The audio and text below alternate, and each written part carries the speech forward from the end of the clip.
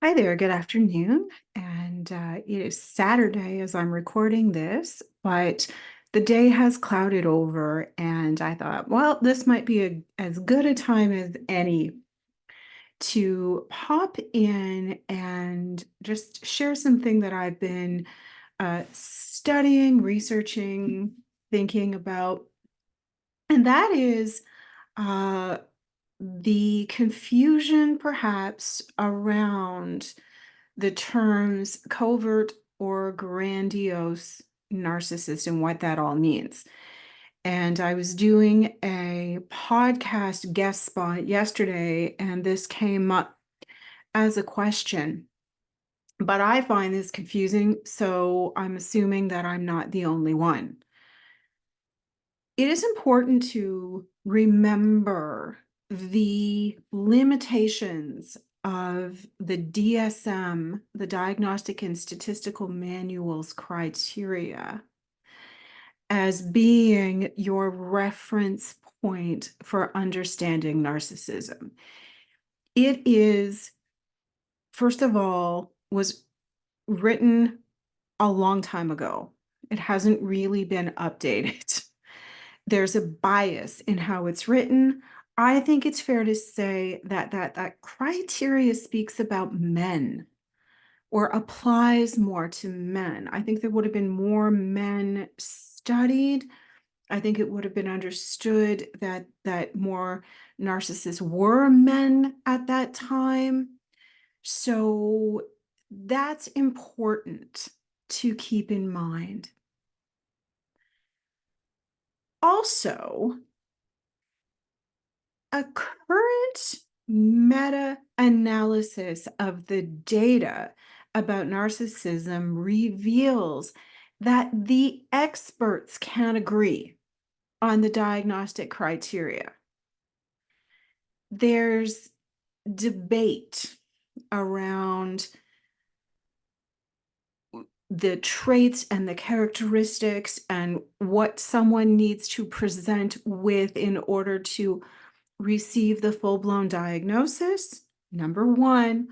And number two, there is not a lot of information or agreement about treatment. That all being said, the diagnostic criteria as it currently exists is, of course, there for mental health professionals to use as a reference to inform assessment and treatment, and that information is salient to that process. I am by no means saying that you need to be a mental health professional to understand it, but I am saying that that's its intention.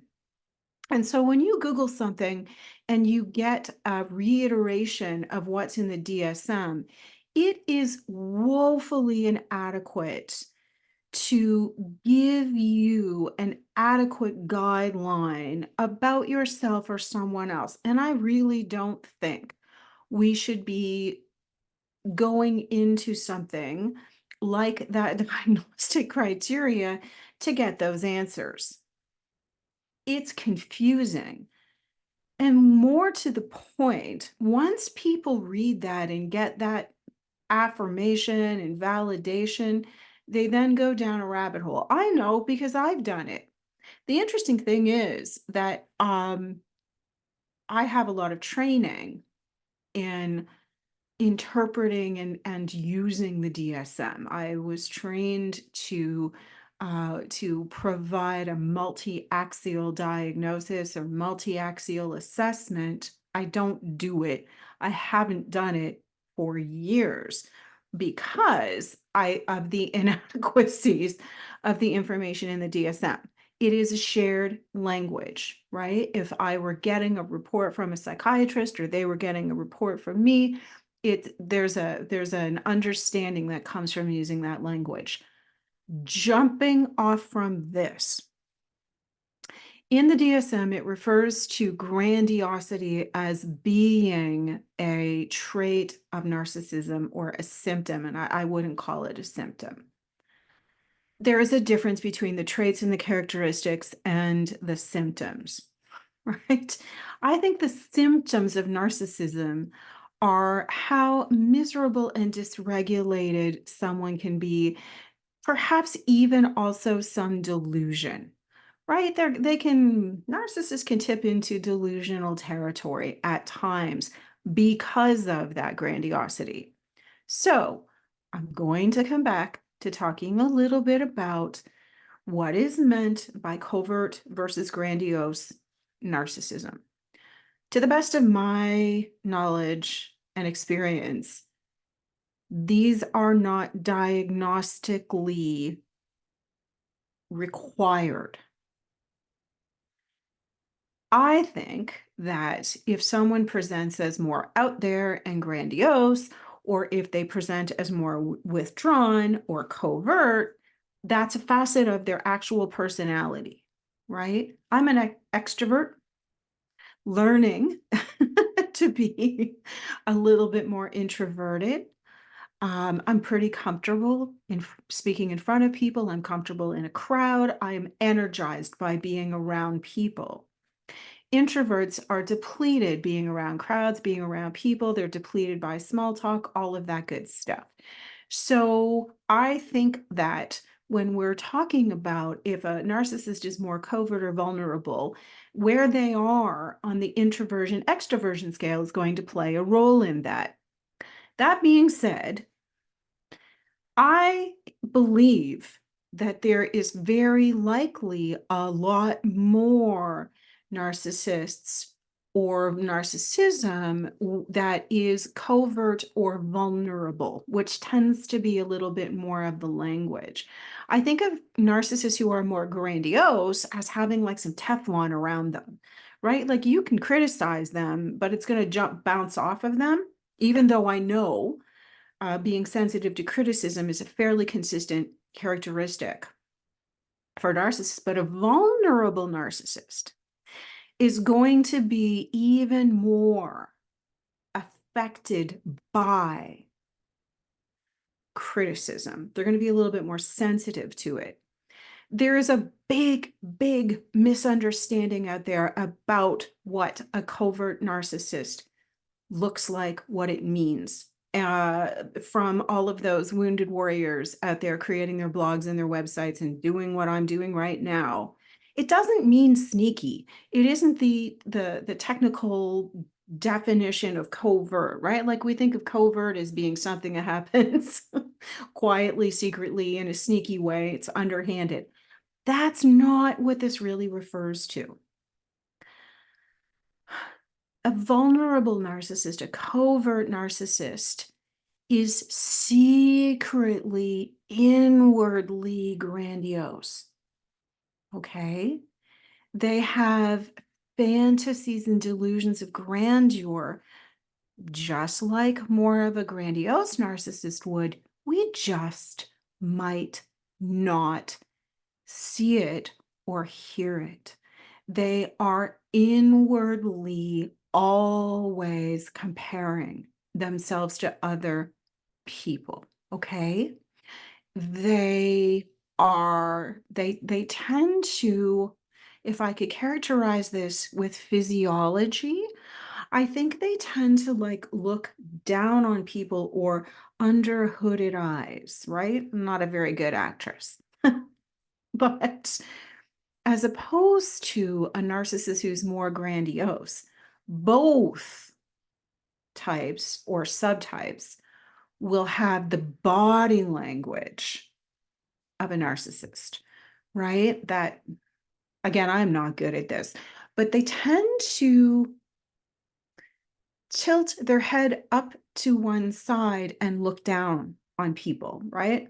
I'm only 5'2", so it's hard for me to act out, but there's a haughtiness regardless of the subtype of narcissist, okay? I think that all narcissism is going to be on that spectrum of covert to overt, depending on what's going on for them, depending on where they are in terms of that cycle of grandiosity or despair. And I think to be upfront, I would rather be dealing with someone who's more overt. They tend to be more charming. They tend to be more likable. The covert ones are a little bit harder to spot in crowd, obviously. I also think it is much more difficult to observe what's really going on for them.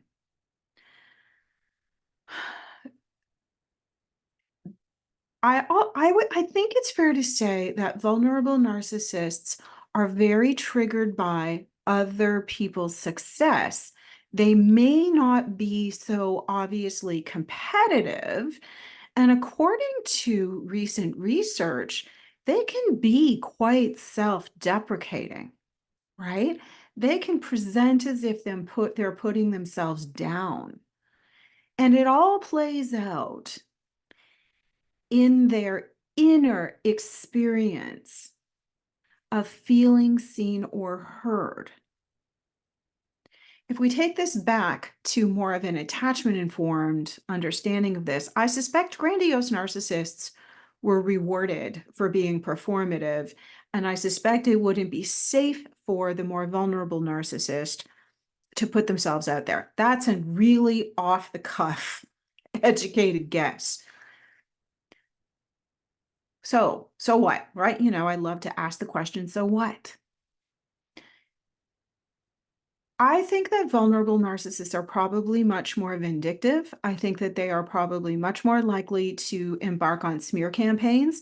I think that they probably play the victim card a little bit more, so you might get pulled in, especially if you're naturally sensitive or empathic. You might get really pulled into that victim identity.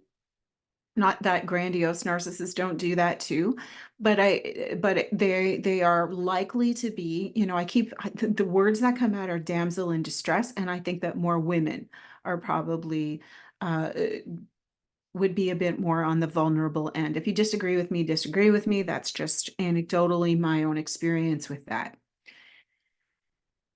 It's not necessary to label someone over to covert. It is necessary to observe your role and the patterns you're finding yourself in with this person, right?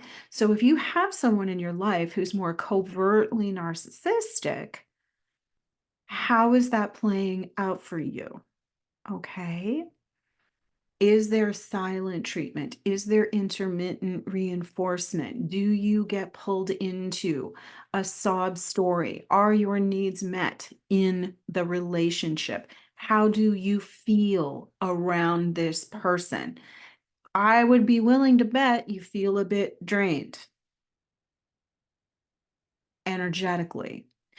These are people whose energy can be quite low, as opposed to sometimes grandiose narcissists are fun to be around, right? If they're taking center stage and they're getting what they need there, they can be pretty fun, right? Trust me, I've known many of them.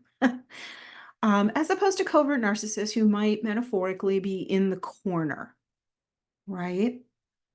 So they get their ego supply met in a slightly different way. But I still think you can see both in both people. And the key thing is, number one, noticing how you feel around them, and number two, observing what kinds of patterns are going on with this person. So I hope this was helpful, and I'd love to get into some dialogue about this. So if this resonated with you, join into the comments, like, subscribe, share, DM me on social media. Always happy to speak about this. Just a small plug for my book. It is waiting in queue to be physically published. I'll have a digital version next week and start working on the audiobook in the next week or so as well. So I've written a book called Heart Wide Open, a holistic guide to healing from narcissistic wounding or recovering from narcissistic wounding, just like blanked out on the title. I also offer holistic, heart-centered recovery programs that are trauma informed, that look at healing all of you, and that are empowering. And one of those is called Transforming Pain to Power. I am always so amazed by the gains that people make when they engage in this process and make this investment in themselves. So I'm always happy to talk about that too. And whatever is going on in your day, I wish you a good one or a lovely evening. And before I forget, if there's something you have a question about or you want me to speak to, let me know. I'm happy to do that. Take good care. Bye-bye.